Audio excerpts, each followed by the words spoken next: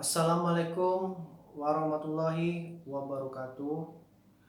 Perkenalkan, nama saya Angga Nugraha. Saya mahasiswa Stisipol Raja Haji Tanjung Pinang. Saya prodi Ilmu Pemerintahan semester 7.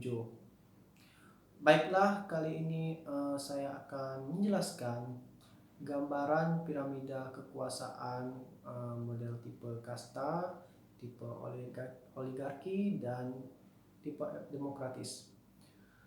Menurut Robert M. McIver, dalam masyarakatnya terdapat tiga tipe umum piramida kekuasaan yang merupakan pola umum yaitu yang pertama adalah tipe kasta, tipe oligarki, dan tipe demokratis.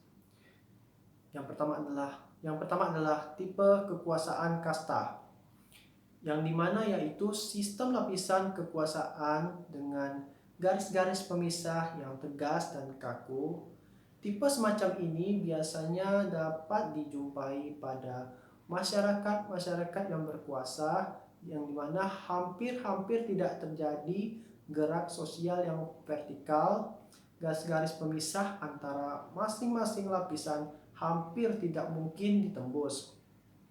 Pada puncak piramida tersebut, penduduk penguasa yang tertinggi, misalnya maharaja, raja, dan sebagainya, dengan lingkungannya yang didukung oleh kaum bangsawan, tentara, dan para pendeta. Lapisan kedua terdiri dari para pegawai yang bekerja di pemerintahan. Lapisan yang terakhir adalah para warganya di dalam masyarakat. Dengan pola lapisan kekuasaan semacam ini, maka secara sosiologis berlakunya hukum lebih banyak didasarkan pada paksaan dari atas. Suka tidaknya masyarakat tidak menjadi soal hukum yang diperlukan secara mutlak harus ditaati. Kasta merupakan sistem stratifikasi yang proses terbentuknya itu berdasarkan dari keturunan dan kekuasaan yang bertingkat, itu didasarkan oleh ajaran agama Hindu. Jadi dalam tipe ini kita nggak akan lihat adanya mobilitas sosial karena semua berdasarkan keturunan. Jadi kalau ada orang yang dari anta berantah, nggak mungkin jadi raja, karena jadi raja itu keturunannya ya harus raja. Ada beberapa lapisan atau dari golongan dari atas sampai bawah. Yang pertama adalah raja, yang kedua adalah bangsawan, yang di tengah tuh yang ketiga adalah orang-orang yang bekerja di pemerintahan, yang keempat adalah pegawai rendahan dan seterusnya, yang kelima adalah tukang-tukang dan pelayan-pelayan, yang lapisan keenam adalah petani-petani dan buruh tani, yang ketujuh adalah budak-budak. Tipe kasta ini memiliki ciri-ciri. Yang pertama adalah memiliki ciri-ciri sistem stratifikasi kekuasaan dengan garis besar pemisah yang tegas dan kaku. Yang kedua adalah garis pemisah antara masing-masing pelapisan yang hampir tidak mungkin ditembus. Yang ketiga adalah biasanya dijumpai oleh pada masyarakat berkasta. Yang keempat adalah bersifat tertutup. Selanjutnya kemudian tipe kekuasaan oligarki. Tipe oligarki ini dasar pembentukannya adalah perbedaan kelas sosial di masyarakat, dan di sistem ini juga memberikan ketegasan akan tingkatan yang ada.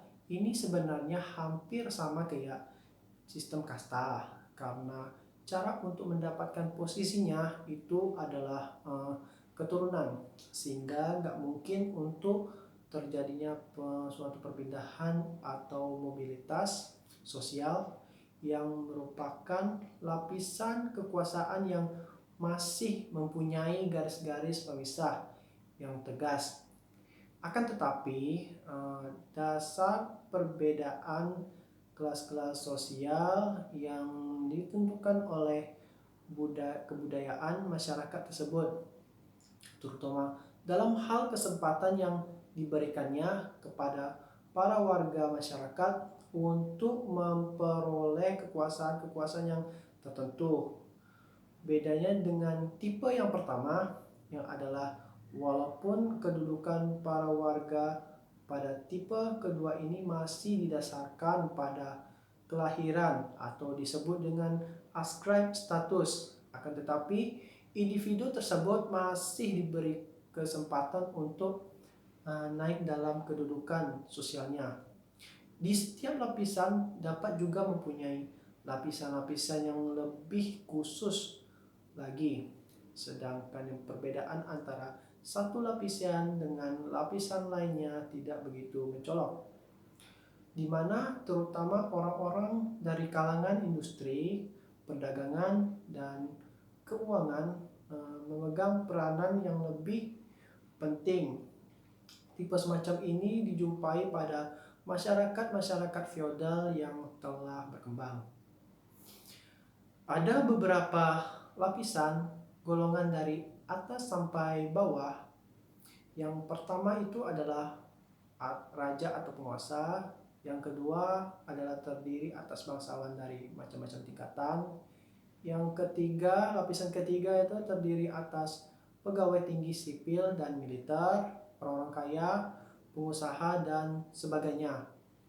Yang keempat adalah lapisan keempat adalah terdiri atas pengacara, tukang dan pedagang, petani, buruh tani, dan budak. Tipe oligarki ini sendiri memiliki ciri-ciri. Yang pertama adalah garis pemisahnya tegas antara strata, tapi perbedaan antara status yang satu dengan yang lain tidak begitu mencolok. Yang kedua adalah lapisan dapat ditembus karena bersifat terbuka. Yang ketiga itu adalah biasanya terdapat pada negara rasisme atau feodali berkembang. Yang keempat adalah kedudukan dipengaruhi oleh faktor kelahiran. Yang terakhir adalah tipe kekuasaan demokratis.